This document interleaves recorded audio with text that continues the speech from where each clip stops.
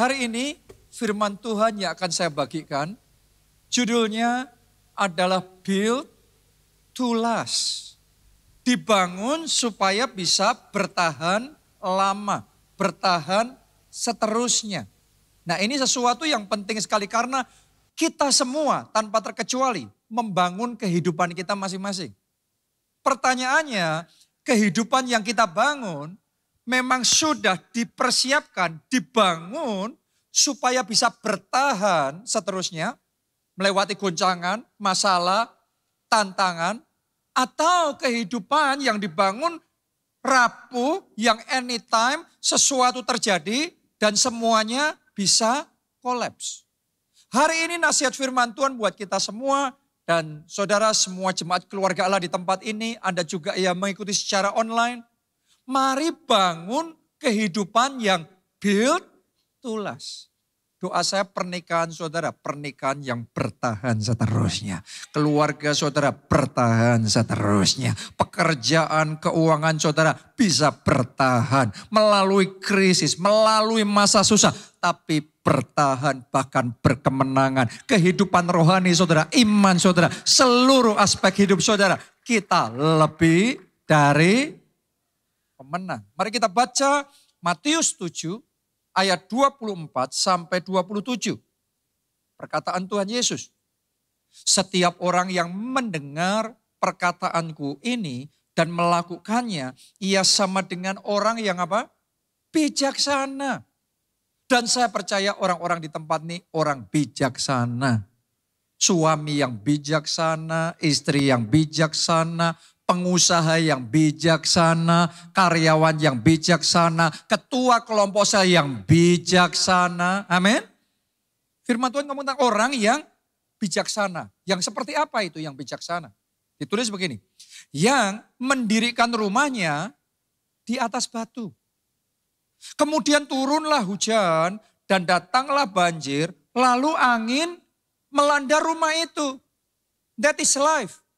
Itulah kehidupan. Kita maunya setiap hari sunshine, setiap hari matahari terang bersinar. Tapi akan ada momen-momennya, hujan datang, banjir melanda, angin bertiup. Bahkan kalau hari ini terang pun, belum tentu besok enggak hujan. Selalu akan ada masalah, tantangan, persoalan. Yang ini kan. Jadi yang namanya masalah itu bukan terjadi apa tidak. Karena pasti terjadi. Hanya masalahnya kapan itu terjadi. Coba Anda renungkan, dari sejak Anda lahir sampai sekarang, apakah ada 1 tahun pun dalam kehidupanmu tanpa ada masalah? Masalah selalu akan terjadi. Bahkan suami bijaksana, istri bijaksana, pengusaha bijaksana, jemaat bijaksana, tetap mengalami hujan datang, banjir melanda, pandemi kah, krismon kah, gejolak politik, ancaman pajak, dan macam-macam. Selalu akan ada yang terjadi. Tapi karena orang ini orang yang bijaksana, membangunnya bijaksana. Mari lihat hasilnya melalui semua masalah itu. Lihat ini, ditulis begini, tetapi rumah itu tidak rubuh sebab didirikan di atas batu. Doa saya yang kayak gini. Itu saudara juga, Anda juga, Anda juga. Doa saya pernikahanmu tidak rubuh, keluargamu tetap kokoh, masa depanmu terus bersinar. 1000 rebah di kiri, selaksa rebah di kanan. Tapi kita semua kokoh dan kuat, bertahan, bahkan berkemenangan bersama Tuhan Yesus. Amin. Ini unshakable, tidak tergoncangkan. Ini yang disebut dengan build to last. Jadi bukan hanya bisa bertahan kalau sunshine, kalau terang semuanya, keadaan baik, cuaca baik. Tapi sekalipun banjir datang, hujan, macam-macam, ini itu terjadi, dia tetap kokoh. Bangun kehidupan yang kokoh seperti itu. Mari berikutnya kita baca ayat berikutnya. Tetapi setiap orang yang mendengar perkataanku ini dan tidak melakukannya, ia sama dengan orang yang bodoh. Yang ngomong ini siapa? Tuhan Yesus. Jadi tanpa bermaksud menyinggung siapapun, Tuhan ngomong memang ada orang yang bodoh. Berarti ada juga suami yang bodoh. Ada juga orang tua yang bodoh, anak yang bodoh. Ada juga pelayan Tuhan yang bodoh. Ini Tuhan Yesus yang mengatakan. Saudaraku, ada pengusaha yang bodoh. Ada karyawan yang bodoh. Yang bodoh itu yang gimana sih? Coba lihat saudaraku. Yang mendirikan rumahnya di atas pasir. Yang bodoh itu bukan gak mendirikan rumah loh. Tetap mendirikan rumah, tetap membangun, tetap bekerja, tetap berkarya. Tetap membangun keluarga, tetap mengelola keuangan. Tapi bodoh. Lanjutkan, apa akibatnya? Kemudian turunlah hujan dan datanglah banjir, angin melanda rumah itu, sehingga rubuhlah rumah itu dan hebatlah kerusakannya. Ini saudaraku, ada berapa banyak orang dalam kehidupannya hari ini membangun sesuatu, besok roboh lagi. Isinya hidupnya berulang-ulang, hanya membangun terus roboh, membangun roboh. Ngulangi berulangan dari titik nol terus. Kenapa? Karena yang dibangun tidak didesain untuk build to last. Tidak dipersiapkan dengan bijaksana sehingga keuangannya, kolaps pernikahannya, kolaps keluarganya, kolaps berbagai aspek dalam hidupnya, roboh, runtuh. Tapi doa saya melalui firman Tuhan hari ini, kita semua diberi anugerah dan kekuatan yang dari Tuhan dan hikmat yang dari Tuhan. Mulai hari ini semua yang kita bangun tidak lagi roboh tapi kokoh dan kuat, bisa bertahan melalui hujan masalah apapun, banjir seperti apapun persoalan, dan angin puting beliung seperti apapun krisis yang mengamuk, tapi tetap kokoh.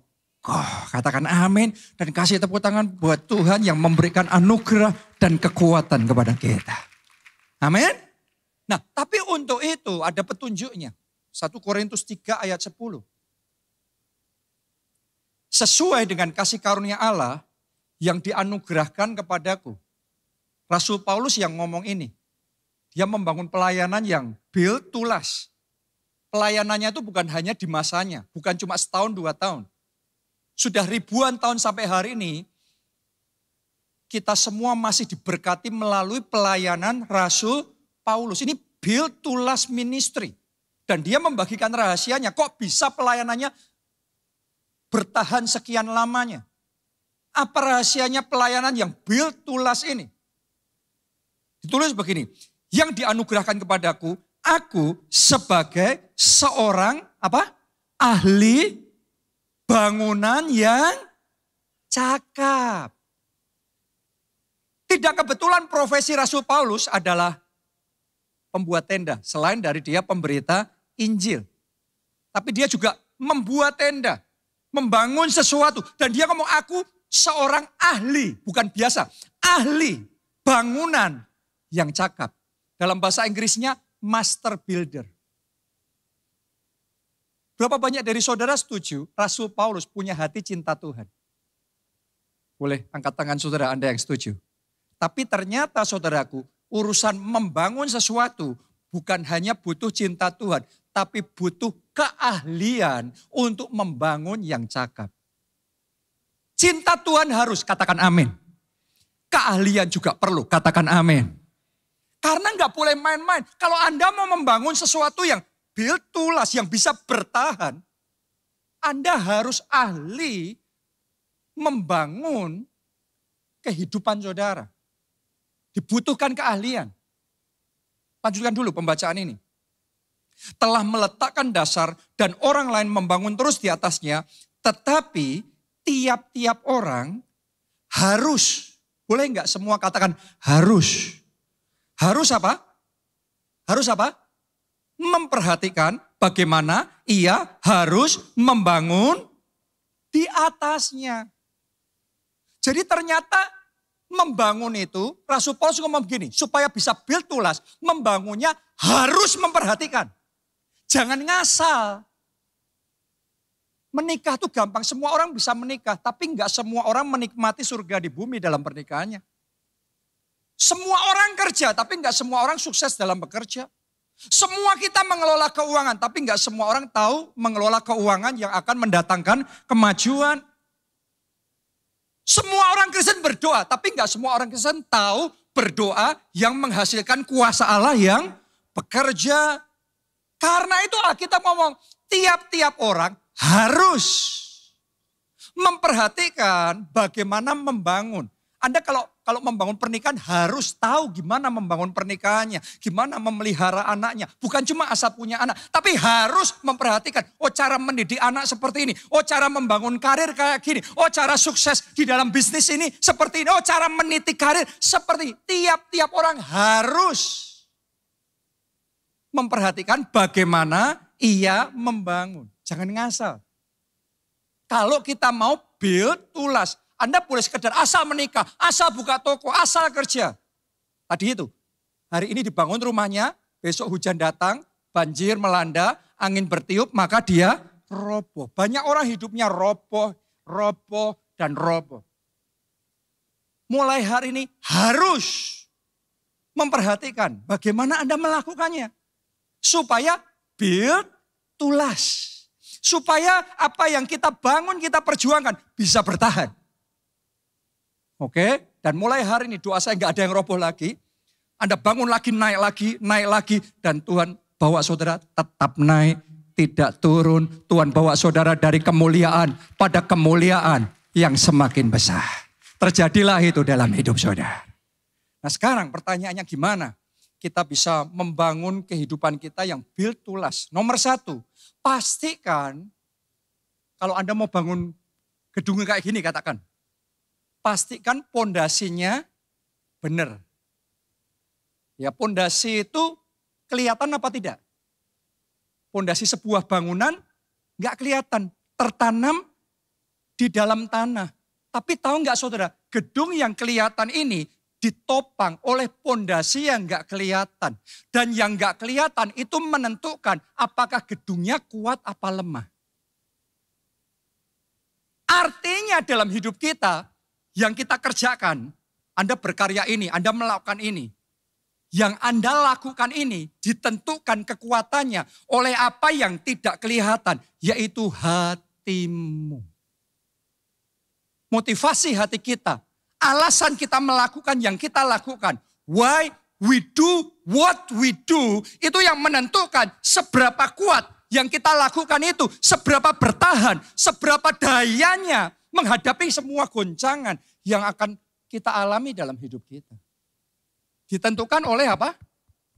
Hati. Misalnya nih, contoh ya, supaya gampang. Semuanya kan hari ini beribadah. Kita di ibadah yang sama, duduk di tempat yang sama, dengar khotbah yang sama.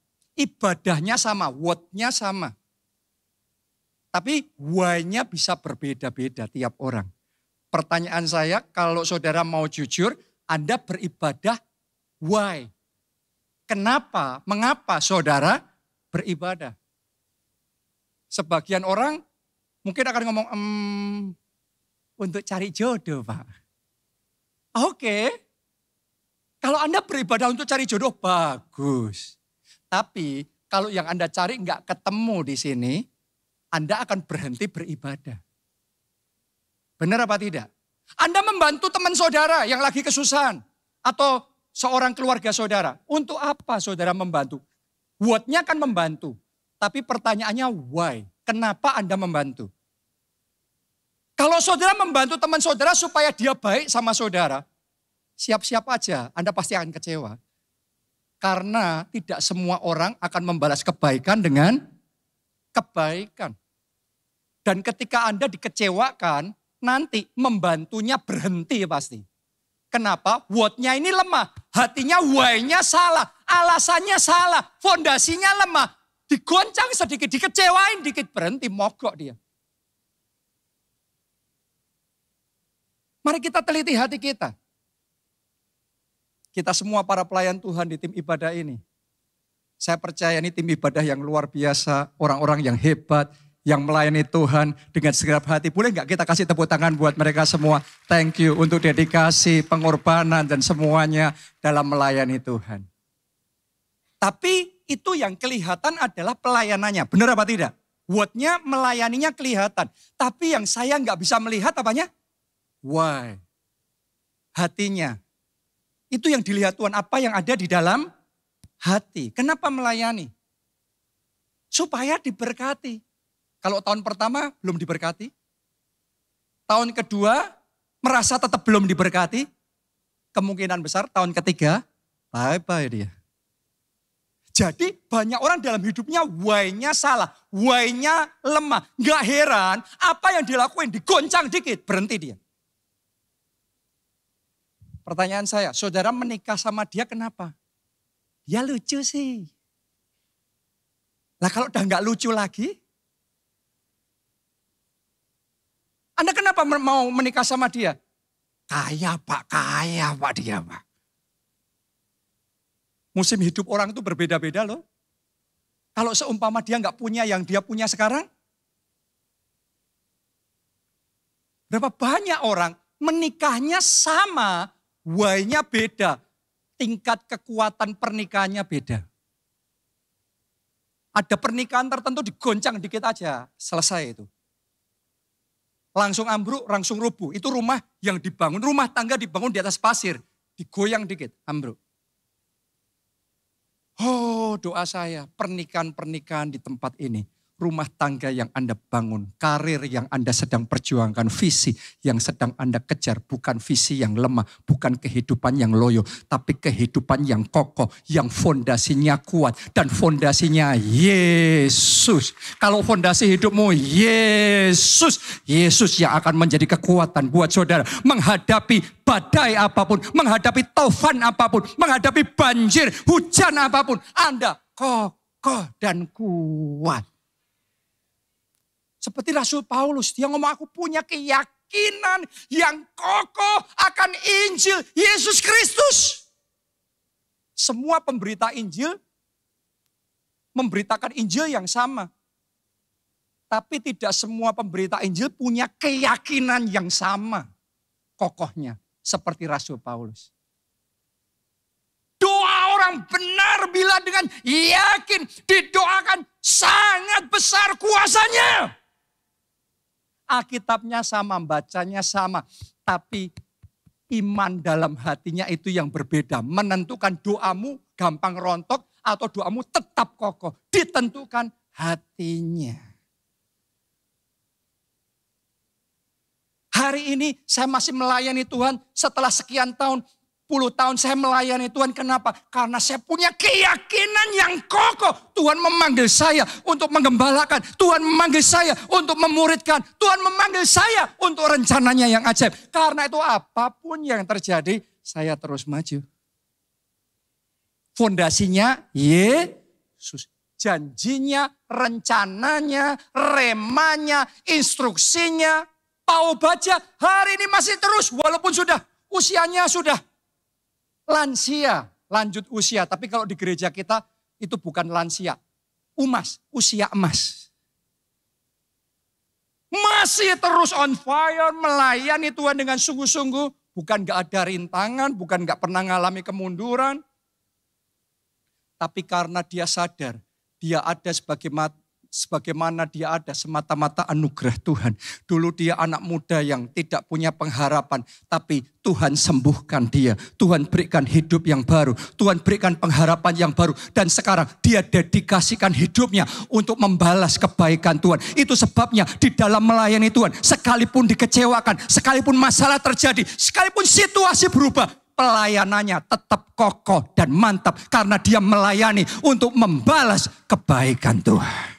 Tepuk tangannya boleh yang meriah buat Tuhan kita. Jadikan Tuhan pondasi dalam hidupmu. Jadikan Yesus pondasi dalam hidupmu. Kalau Anda menikah dengan orang itu, punyai keyakinan. Itu pasangan hidup yang Tuhan kasih dalam hidup saudara.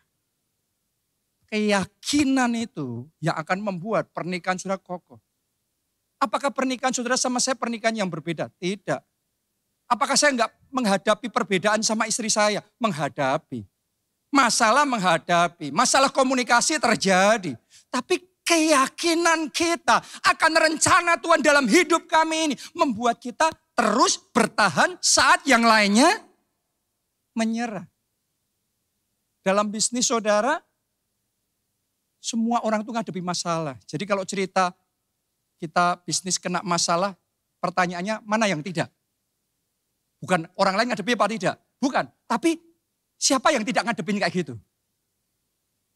Bukan kita satu-satunya yang ngadepin masalah. No.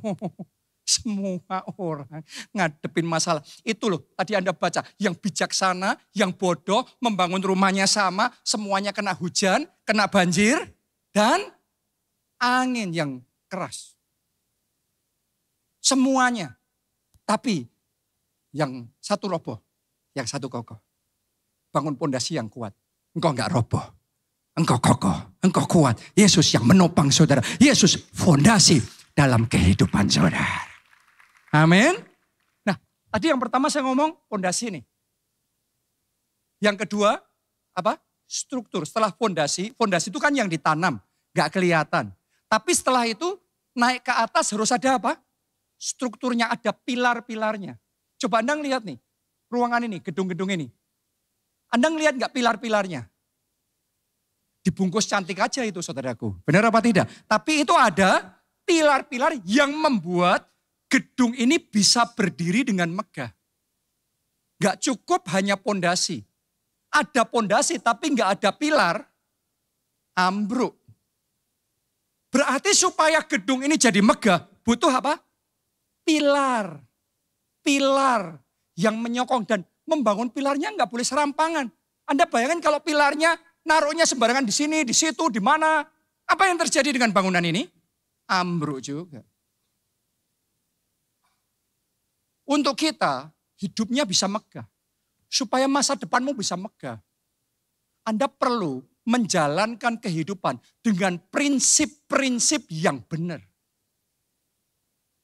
Oke, nggak cukup hanya punya hati. Tadi pondasinya tuh hati yang percaya, hati yang cinta Tuhan, hati yang mengandalkan Tuhan. Itu yang terpenting. Tapi yang kedua, Anda harus punya prinsip-prinsip yang benar untuk melakukan apa yang Anda lakukan dengan cara yang benar. Itu yang memastikan jadi megah. Semua orang mengelola keuangan, tapi tidak semua orang mengelola keuangan dengan cara yang benar. Anda punya penghasilan 5 juta rupiah tiap bulan, katakan. Tapi tanpa ngerti cara mengelola keuangan yang benar yang diajarkan oleh firman Tuhan. 5 juta tiap bulan, begitu saja akan habis, bahkan minus. 5 juta rupiah yang persis sama, katakanlah belum ada promosi, belum ada penambahan salary atau penghasilan. 5 jutanya tiap bulan masih sama. Tapi ditambahi dengan prinsip-prinsip mengelola keuangan yang benar, 5 juta ini bukan minus. Ini akan jadi plus. Bukan cuma plus. Tapi Anda akan melihat dan terheran-heran. 5 juta aja akan dibuat berlipat kali ganda. 5 jutanya sama. Tapi prinsip cara mengelolanya beda. Final hasilnya beda. Jadi hari ini, saudara harus ngerti. Yang pertama nomor 1, yang terpenting apa tadi? Pondasi itu bicara tentang hati. Punyai hati yang percaya, yang cinta Tuhan. Mengandalkan Tuhan lebih dari segala-galanya. Tapi yang kedua, jangan lupa Anda harus tahu dan belajar prinsip-prinsip yang benar. Bukan cuma asal punya anak. Tapi harus tahu cara mendidik anak yang benar gimana. Harus belajar, bukan mengalir saja. Yang mengalir saja yang ambruk. Setiap orang harus memperhatikan bagaimana cara membangunnya. Tuh tadi Rasul Paulus ngomong. Bukan asal, yang penting ya sudah bangun aja rumahnya, nggak tahu gimana hitungannya. No. Harus ada prinsipnya yang benar gimana hitungannya, semuanya harus tahu. Prinsip membangun pernikahan supaya bisa harmonis, supaya bisa bertahan, nggak mudah goncang gimana, kita harus belajar. Kalau saudara meniti karir supaya bisa sukses di karir saudara harus gimana? Ada orang yang bijaksana, Yesus ngomong ada yang bodoh. Hatinya sih cinta Tuhan tapi nggak ahli yang cakap. Nah ini beda ya. Satu harus hati yang cinta Tuhan. Tapi yang kedua ahli yang cakap. Kita harus tahu bagaimana mengerjakan yang kita kerjakan dengan benar. Best practice-nya gimana? Learn from the best. Belajar di bidang saudara dari yang terbaik. Mereka sukses bukan kebetulan, bukan mengalir. Pasti ada hal-hal yang tepat yang mereka lakukan, yang Anda bisa pelajari. Dan kalau Anda lakukan, Anda juga bisa sukses. Dan jangan ngomong yang penting cinta Tuhan. Saudara boleh cinta Tuhan, tapi kalau mau jadi pilot, tetap baca buku tentang bagaimana jadi pilot yang baik. Bagaimana mengoperasikan pesawat terbang. Bisa enggak saudaraku mengoperasikan pesawat terbang jadi pilot yang handal dengan doa puasa 40 hari 40 malam. Dengan baca Alkitab siang dan malam. Kita harus baca Alkitab siang dan malam. Boleh katakan amin. Haleluya. Tapi jangan lupa untuk bidang saudara mau jadi pilot, belajar yang benar jadi pilot. Wah kan yang penting cinta Tuhan Pak. Lah, rohani memang orang Kristen. Kalau Anda merasa seperti itu yang penting, mau enggak? Siapa yang mau besok terbang naik pesawat, pilotnya lulusan sarjana teologi. Master teologi deh, doktor teologi. Kalau ada yang mau nanti daftar saya bayarin tiketnya saudara. Oke? Kita ketawa, tapi seringkali kita mau ngoperasiin, bukan pesawat terbang, ngoperasiin toko, cuma ngalir saja. Ngoperasiin perusahaan, cuma jalan aja ya sebisanya. Lihat-lihat sedikit. Oh untuk bisa jadi pilot harus belajar sungguh-sungguh loh. Untuk bangun toko ya harus belajar sungguh-sungguh. Ada strategi membangun toko yang benar seperti apa. Tahapannya kayak gimana. Kalau nggak belajar, pokok yang penting hati cinta Tuhan loh. Anda salah, Rasul Paulus punya hati yang sangat cinta Tuhan. Tapi dia juga mengembangkan skill, kemampuan, kecakapannya. Menjadi ahli tenda, ahli bangunan yang cakap. Jadi hari ini doa saya, semua jemaat keluarga Allah di tempat ini. Orang-orang yang cinta Yesus lebih dari segala-galanya. Sekali Yesus sampai akhir dalam hidup kita tetap Yesus. Kita tetap setia. Tapi juga kita semua adalah orang-orang yang cakap dan ahli di dalam bidang kita masing-masing. Kita tahu apa yang kita lakukan. Kita ahli di dalam bidang kita. Katakan amin. Amin. Amin tepuk tangannya. Yang paling meriah buat Tuhan kita. Itu pondasi sama strukturnya. Kalau Anda benar di pondasi dan strukturnya, ada blessing yang luar biasa untuk hidup saudara. Baca Mazmur 3 ayat 6-7. Orang kalau sudah pondasinya kuat, strukturnya kuat, lihat ini blessing buat saudara, unshakable life. Hidup yang tidak tergoncangkan. Makanya bisa ngomong begini, pemazmur. Aku membaringkan diri, lalu tidur. Ada orang membaringkan diri nggak bisa tidur, stres, banyak pikiran, berat, melamun, nelongso. Tapi ini dia ngomongnya gini, aku membaringkan diri lalu tidur. Aku bangun sebab Tuhan menopang aku. Hatinya damai, hatinya rileks, tidurnya nyenyak, mimpinya indah.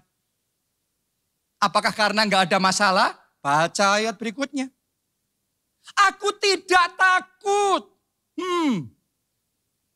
Gak ada ketakutan. Bukan karena gak ada masalah. Lihat nih. Aku tidak takut kepada puluhan ribu orang yang siap mengepung aku. Jadi ada puluhan ribu masalah. Ada bertubi-tubi persoalan datang. Tapi tidurnya nyenyak. Hatinya rileks, senyumnya nggak fake, nggak palsu, senyumnya lepas, hatinya joyful, penuh sukacita. Kenapa? Karena dia tahu, dia sudah punya dasar yang benar. Dan dia sudah meletakkan pilar-pilar, prinsip-prinsip yang benar. Dia tahu puluhan ribu datang, berusaha goncangan masalah, berusaha melanda. Tapi rumah yang dia bangun tetap kokoh, tetap kuat, tetap akan bertahan, bahkan berkemenangan. Doa saya mulai hari ini, semua ketakutan sirna di hati saudara, semua stres, semua frustrasi dilenyapkan dari hidup saudara, semua ketakutan dan kekhawatiran dihancurkan saat ini juga, dan digantikan dengan damai di hati. Saya berdoa damai sejahtera Allah itu bertahta di dalam hati saudara. Ada ketenangan, ada kekuatan, ada pemulihan yang Tuhan berikan dalam hidup saudara. Karena dalam hadirat Tuhan kita dikuatkan kembali. Amin. Nanti malam tidur nyenyak semua ya. Oke, haleluya. Kemarin saya dikasih tahu ada satu orang yang stres. Saking kayak sudah kelengernya, ketemu sama keluarga sendiri kayak sudah nggak kenal. Ini siapa? Padahal masih muda. Karena pikirannya begitu berat. Padahal pemazmur juga puluhan ribu loh yang nyerang. Puluhan ribu loh. Itu kalau cerita masalahnya puluhan ribu loh. Tapi gini ngomongnya, aku berbaring, lalu tidur. Aku bangun. Sebab Tuhan menopang aku. Oh, mulai hari ini engkau merasakan topangan yang dari Tuhan. Pertolongan yang dari Tuhan. Perlindungan yang dari Tuhan. Pimpinan yang dari Tuhan. Dan penyertaan Tuhan sempurna. Katakan amin. Amin. Terima itu dengan iman saudara. Dalam nama Tuhan Yesus. Haleluya. Yang ketiga. Kalau Anda mau membangun kehidupan yang build to last. Jangan kompromi sama bahan. Material itu jangan dikompromikan.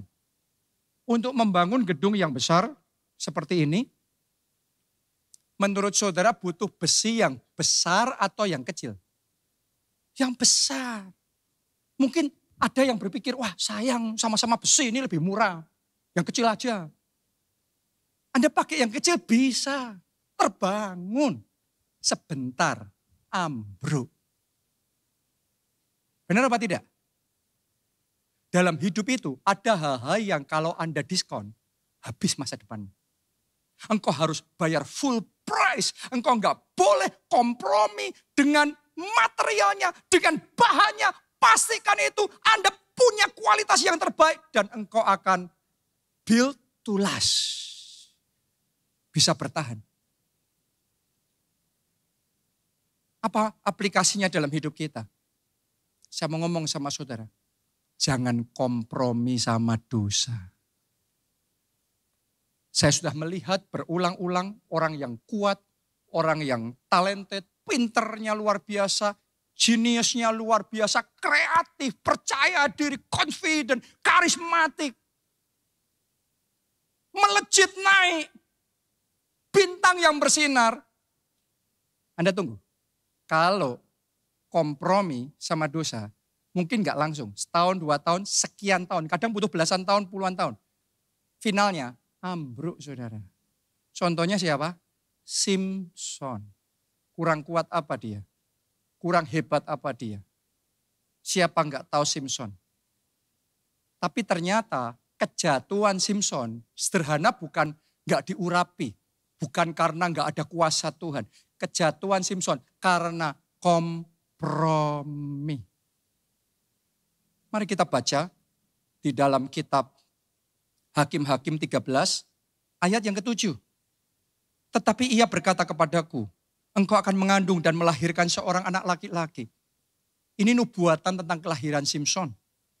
Oleh sebab itu dikasih warning dulu nih. Anda perhatiin ya.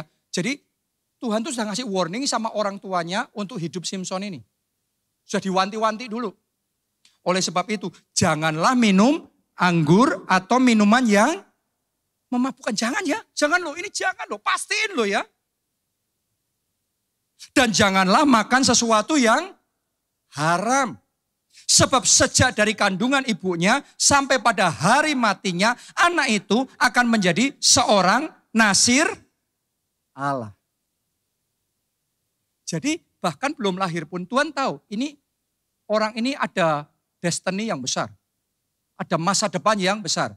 Untuk masa depan yang besar dipastiin, dijagain benar. Jangan ini, jangan itu. Gak boleh ini, gak boleh itu. Harus gini, harus gitu loh ya. Dan orang tuanya benar-benar mastiin itu. Dijagain benar Simpson. Tapi saya yakinkan saudara, Simpson dijagain gitu gak nyaman, gak enak. Orang kalau gak boleh ini, gak boleh itu. Harus gini, harus gitu. Enak gak? Buat Simpson gak enak. Tapi yang gak enak buat Simson, ternyata yang dipakai Tuhan membuat dia jadi, membuat dia sukses. Tidak semua yang enak itu membuat kita sukses. Tidak semua yang enak Anda makan tuh jadi lebih sehat. Kadang-kadang yang kita gak suka justru membuat kita jadi lebih baik. Dan Simson jadi pahlawan besar bangsa Israel. Ini orang hebat, orang sukses. Sampai dia jadi dewasa, sudah jadi orang gede dia. Jadi orang besar dia. Sekarang omongan orang tuanya bobotnya beda sama dulu. Dulu Simson masih kecil. Sekarang orang tuanya sudah lanjut. Dan ini sudah jadi orang ini Simson. Orang tuanya nggak bisa jagain dia seperti dulu. Sekarang dia harus bertanggung jawab sama diri sendiri. Dulu nggak boleh ini, nggak boleh itu, harus gini, harus gitu. Sekarang bebas. Kayak anak kos yang di Jogja ini. Bebas. Ya kan, dulu kalau di rumah saudara sama orang tua kan, nggak boleh ini, nggak boleh itu, nggak boleh pulang malam. Bergaulnya harus gini, harus gitu. Anda sekarang di Jogja bebas. Dan hotel banyak. Tahu kan maksudnya? Tapi tahu nggak saudara, kebebasan yang Simson pikir kebebasan itu, yang membuat dia mulai main-main. Kalau Anda baca di dalam Alkitab, Anda akan menemukan, tadi dikasih warning nggak boleh minum apa? Anggur. Tapi dia nggak langsung minum anggur. Dia sukanya jalan-jalan di kebun anggur dulu. Nah itu area abu-abu sukanya main-main. Bapak-bapak di sini nggak bisa langsung disalahin, tapi hati-hati kalau ngobrolnya sama rekan sekerja sudah nyerempet. Gak langsung nabrak tuh. Aku cuma teman lo, aku gak ada apa-apa tuh bercanda. Gak ada yang hari ini langsung jatuh saudaraku. Semuanya dimulai dari nyerempet. Ada gak yang tontonannya nyerempet? Ada gak yang pergaulannya nyerempet? Dan waktu Simson nyerempet, bahkan mulai nabrak lebih berani karena dosa itu gitu. Pertama nyoba. Oh gak apa-apa ya. Simson nyerempet gak apa-apa. Wih masih diurapi, wih masih sukses, wih masih hebat nih. Wih masih bisa ngalahin orang Israel, orang Filistin nih. Lebih lagi, wow ini jadi gila. Dia berani buat dosa terang-terangan, sekarang gak takut lagi. Gak takut ketahuan lagi. Sekarang terang-terangan buat dosa. Gak apa-apa kok. Buktinya aku masih kuat. Mungkin sebagian orang sudah di titik di mana kita ngambil kesimpulan dosa tuh gak ngefek kok. Gak apa-apa. Buktinya aku juga tambah sukses, tambah hebat. Saudaraku, Simson hari ini dia masih menjulang tinggi. Bukan jaminan besok dia tetap sama. Pada akhirnya kompromi dosa yang dia lakukan, itu celah yang dipakai iblis untuk striking hard, untuk melancarkan pukulan yang kencang. Akhirnya roboh orang kuat ini. How the giant fall. Bagaimana seorang raksasa roboh. Karena buka celah, karena kompromi. Saya tahu dalam hidup saudara ada masa depan yang besar. Ada janji Tuhan yang hebat. Ada rencana Tuhan yang sangat dahsyat. Dan Tuhan mau kerjakan itu dalam hidup saudara. Tapi hari ini ambil keputusan untuk jangan kompromi. Sayang banget saudara, sayang banget Simson tuh kalau kita baca sekarang, aduh kok sayang banget. Ini orang sehebat ini kok endingnya kayak gitu. Tapi saya berdoa ending yang kayak gitu bukan akan menjadi endingmu. Tidak ada seorang pun di tempat ini dalam nama Tuhan Yesus yang endingnya seperti Simson. Doa saya ending saudara lebih bagus dari startnya saudara. Akhir finalnya hidup saudara adalah final kemuliaan. Boleh katakan amin. Dan tepuk tangannya yang meriah buat Tuhan kita. Karena itu jaga hidupmu. Jaga perkenanan Tuhan dalam hidup saudara. Hidup dalam integritas. Katakan amin saudara. Yang terakhir yang keempat. Jangan skip prosesnya Tuhan. Karena Tuhan itu kalau mau membangun sesuatu supaya build to last. Itu gak langsung jadi. Ada stepnya, ada tahapannya dan jangan di skip. Tuhan kalau mau membangun, gedung 100 lantai, kalau kita merencanakan membangun gedung yang tinggi, bahkan nggak langsung dari tanah naik kan, malah dari tanah apa? Dibangun pondasi naik apa turun? Turun, tambah bangunan yang direncanakan tambah tinggi, fondasinya justru akan dibawa turun lebih dalam. Karena ada ketinggian tertentu hanya bisa disupport oleh kedalaman tertentu. Ada orang-orang di tempat ini, Anda sedang dibawa ke dalam sama Tuhan, Anda nggak kerasa tapi engkau mau putus asa. Engkau sesek karena di dalam itu, kalau Anda lagi diturunin kayak gitu, nyesek di sini. Berat di sini. Mungkin keuangan saudara yang paling low di sana.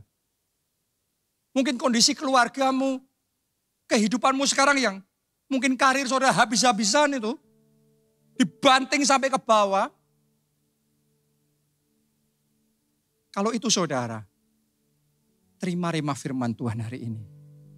Tuhan belum selesai sama saudara. Belajar setia sama proses, jangan menyerah, kuatkan dan teguhkan hati saudara. Anda akan melihat ketika momen Tuhan sudah selesai mempersiapkan saudara. Maka bukan turun terus, akan mulai naik. Anda akan melihat kemuliaan itu dinyatakan dalam hidup saudara. Karena Allah menjadikan segala sesuatunya indah pada waktunya. Untuk ulat jadi kupu-kupu, gak bisa langsung kan? Harus lewat proses apa? Fase apa? Kepompong dulu. Padahal jadi ulat, mau maju aja berat banget. Wih, bergumul, segenap kekuatan. Cuma bisanya ngerambat. Dan dia ngelihat ke atas, kupu-kupu gampang banget, cuma gini aja. Terbang sini, terbang sana, cepat sekali, wow. Siapa di sini yang ngerasa seperti kayak ulat yang ngelihat teman-temanmu terbang dengan indahnya, lagi masuk kerja, dipromosikan, langsung melejit, lagi buka usaha, langsung ekspansi, langsung sukses. Dan kau merasa kok hidupku berat banget. Aku kerja sekuat tenaga tapi kenapa lambat sekali? Terus Anda doa sama Tuhan, Tuhan tolong aku, Tuhan tolong aku. Dan Tuhan tolong saudara dari ulat dibawa maju ke level berikutnya. Anda pikir level berikutnya kupu-kupu itu. Ternyata kepompong. Tadi kalau ulat masih bisa gerak loh walaupun lambat. Tapi kalau kepompong itu sudah tidak berdaya. Sudah gak punya apa-apa. Gelap semuanya. Sudah nyesek saudaraku. Sudah gak kelihatan apa-apa lagi. Ada gak di sini yang kondisimu malah lebih parah. Engkau pikir Tuhan meninggalkan engkau. Engkau pikir Tuhan sudah lupain dan kayak sudah kehilangan pengharapan dan masa depanmu.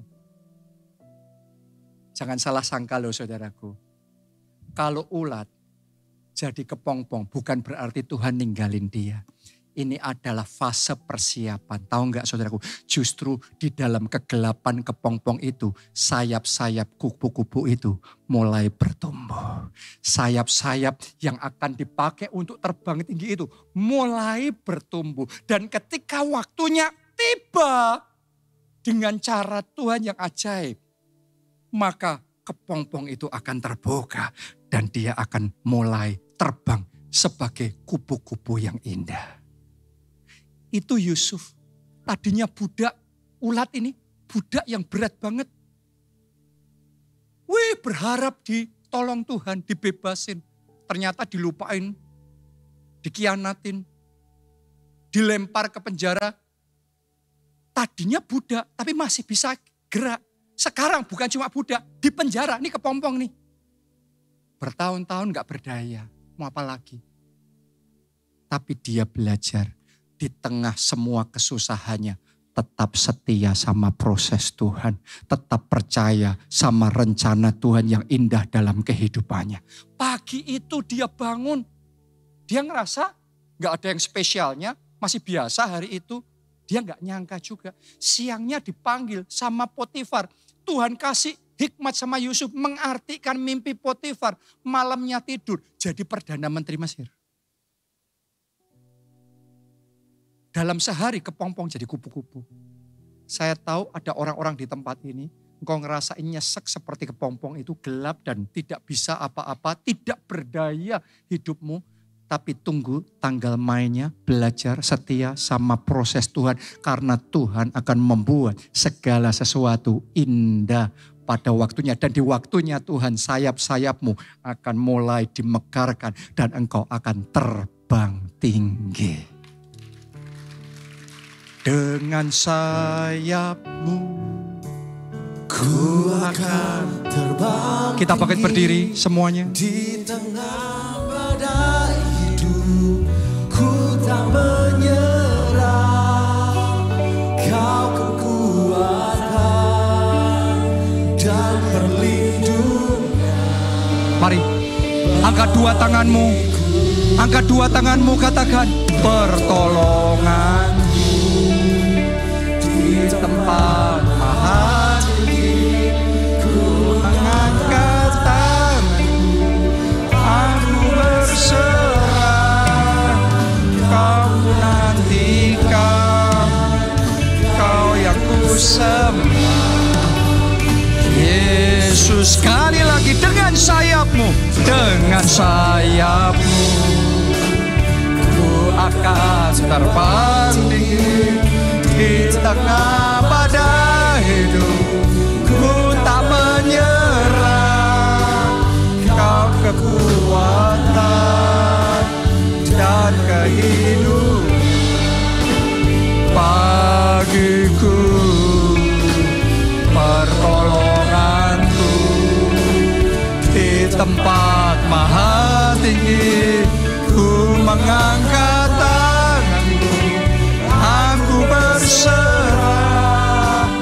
Kau ku nantikan, kau yang ku sembah. Yesusku, Rajaku. Saya berdoa dalam menghadapi semua tantangan dalam hidup saudara, Anda punya Tuhan yang berjalan menyertai saudara. Karena kalau Anda harus menghadapi semuanya sendirian, manusia itu terbatas. Tapi Tuhan kita tidak terbatas. Amin. Karena itu buka hatimu, terima Yesus sebagai Tuhan dan Juru Selamat. Engkau akan terima pengampunan dosa. Dan itu penting, karena kalau ada dosa itu menghalangi. Yang kedua, Yesus akan memberikan jaminan hidup kekal dalam kerajaan surga. Amin. Itu mujizat yang terbesar. Anda yang mau itu, kita angkat dua tangan kita, ikuti doa ini. Katakan, Tuhan Yesus, Tuhan Yesus, masuklah dalam hatiku. masuklah dalam hatiku. Jadi Tuhan dan Juru Selamat. Jadilah Tuhan dan Juru Selamatku. Ampuni dosa-dosaku. Ampuni dosa-dosaku. Selamatkan aku ya Tuhan. Selamatkan aku ya Tuhan. Mulai sekarang, Mulai sekarang, hidupku milik Tuhan Yesus. hidupku milik Tuhan Yesus. Aku mau ikut Yesus. Aku mau ikut Yesus. Melayani Yesus. Melayani Yesus. Jadi saksi Kristus. Jadi saksi Kristus. Untuk menyelamatkan banyak orang. Menyelamatkan banyak. Terima kasih Tuhan. Terima kasih Tuhan. Amin. Amin. Yang kedua, sekarang saya mau berdoa supaya Tuhan memberi Anda kekuatan supaya proses itu bisa Anda lalui dengan baik. Nggak menyerah, nggak berhenti di tengah jalan, dari ulat, kepompong, sampai jadi kupu-kupu, sampai penggenapan rencana Tuhan yang indah itu terjadi dan tergenapi di dalam kehidupan saudara. Anda yang merasa butuh kekuatan dari Tuhan itu, Anda yang merasa butuh anugerah dari Tuhan itu, angkat dua tangan saudara, mulai berdoa dan katakan, Tuhan Yesus, aku butuh kekuatan-Mu, aku butuh anugerah-Mu, mampukan aku untuk tidak berhenti, tidak menyerah, terus maju, terus berjalan bersama dengan Engkau sampai rencana-Mu tergenapi dalam kehidupanku. Mari doa saudara, angkat suaramu, berdoa, berdoa. Oh, hamba-Mu berdoa, Tuhan, anugerah-Mu mengalir. Kekuatan yang dari Tuhan saat ini mengalir. Damai sejahtera dan ketenangan dan keteguhan hati saat ini kami terima. Oh,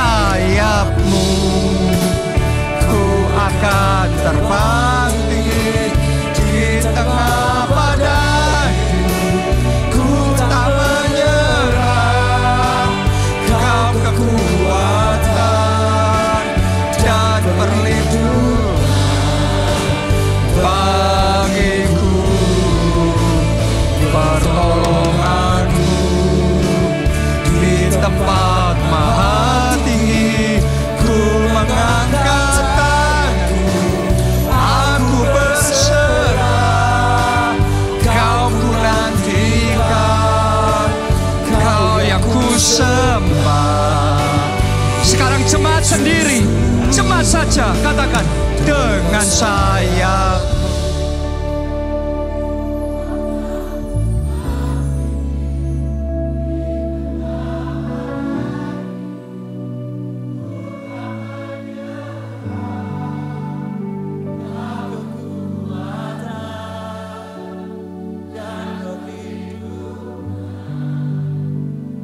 Mari, ulurkan tangan saudara kepada Tuhan, naikkan